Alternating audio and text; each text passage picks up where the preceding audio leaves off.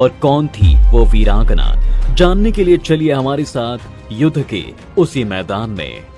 दोस्तों, ये उस समय की बात है जब पूरा भारत एक खूंखार लुटेरे के आतंक से सहमा हुआ था। लोग उसकी आहट से ही घरों में घुस जाते थे, गलियां सुनसान हो जाती थीं या फिर खून से लाल हो जाती थीं।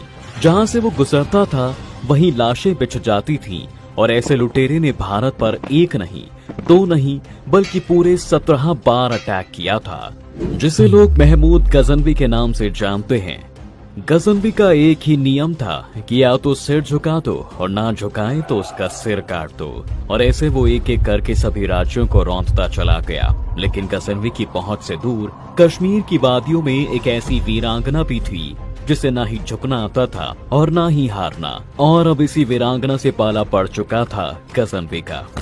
एक तरफ अपने जोश और खतरनाक इरादों के साथ गजनवी था, जिसके पीछे कतार लगाए खड़े 35,000 सैनिक थे। वहीं दूसरी तरफ थी कश्मीर की वो वीरांगना जिसे इतिहास रानी दिद्दा के नाम से जानता है, जिसके बारे में ना तो बहुत कुछ पढ़ा गया है और ना कुछ सुना गया है।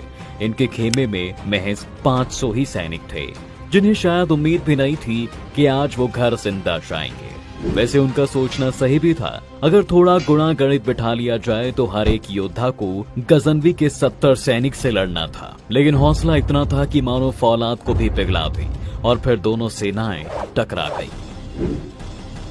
दोस्तों, जम्मू कश्मीर का लोहार वंश राजौरी पूंछ से लेकर पंजाब और हरियाणा तक फैला था। इसी वंश में 930 में एक बच्ची का जन्म होता है, जिसका नाम रखा गया दिद्दा, जो पैदाइश से ही अपंग थी और ठीक से चल फिर भी नहीं पाती, जिस वजह से उसके माता पिता ने उसका त्याग कर दिया। दिद्दा नौकरानी का दूध पीकर पली बढ़ी, लेकिन उसने कभी अपनी अपंगता को अपनी कमजोरी नहीं बनने दिया और वो हर दांव पेच सीखे जो एक योद्धा के पास होनी चाहिए। खूबसूरत और तेज तर्रार दिद्दा युद्ध कला और तरह तरह के खेलों में पारंगत थी, जो आगे चलकर कश्मीर की रानी बनी।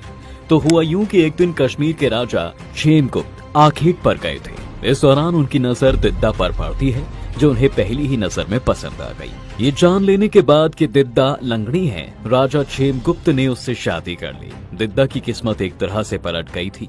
उसे मान सम्मान और पुत्र रत्न सब कुछ मिल रहा था।